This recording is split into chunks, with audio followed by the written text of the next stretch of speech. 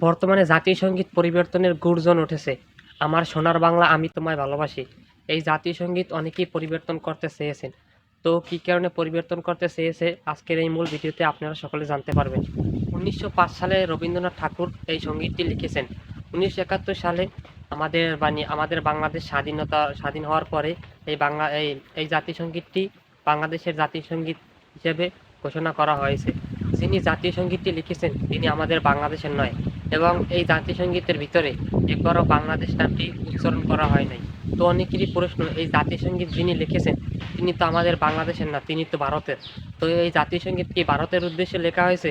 কারণ এই জাতীয় সংগীত একবারও আমাদের বাংলাদেশ নামটি উচ্চারিত হয় নাই। শুধু তাই নয়, গানটিতে ৩টি লাইন রয়েছে। তোমার আকাশ তোমার বাতাস, আমার প্রাণে বাজায় বাঁশি, ওমা আমার প্রাণে বাজায় বাঁশি। তো এখানে মা কাকে বলা হয়েছে?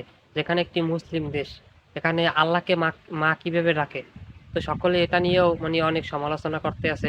তো আলেমরা বলেছে যে আল্লাহকে যখন মা বলা হয়, এটা হাদিসের বা কোরআনের নিয়ম, এটাকে শিরক বলা হয়।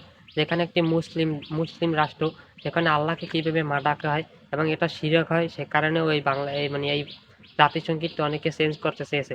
এবং যেখানে বাংলাদেশ নামটি কোনোভাবেই উচ্চারণ করা হয় নাই, এবং লেখকও আমাদের বাংলাদেশের না, সেই কারণে এই জাতীয় সংগীত অনেকে চেঞ্জ করতে চেয়েছে।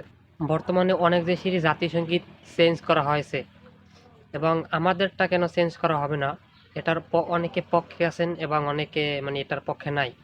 তো এখন মূল কথায় আসা যাক।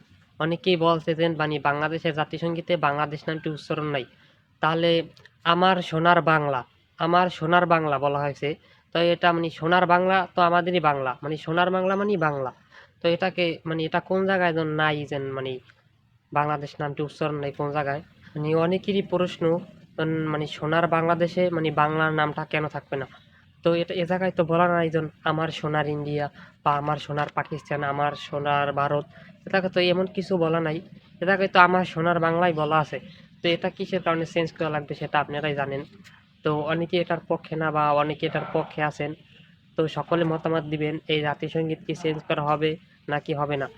আমার সম্ভবত মনে হয় যে ১৯৭১ সালে যখন দেশ স্বাধীন হয়েছিল, তখন শহীদদের রক্ত এবং সবুজ মাঠ ছিল, গাছগাছালি ছিল, সেই কারণে হুবহু মিলে গেছে, সেই কারণে সম্ভবত এই জাতীয় সংগীতটি দেওয়া হয়েছে।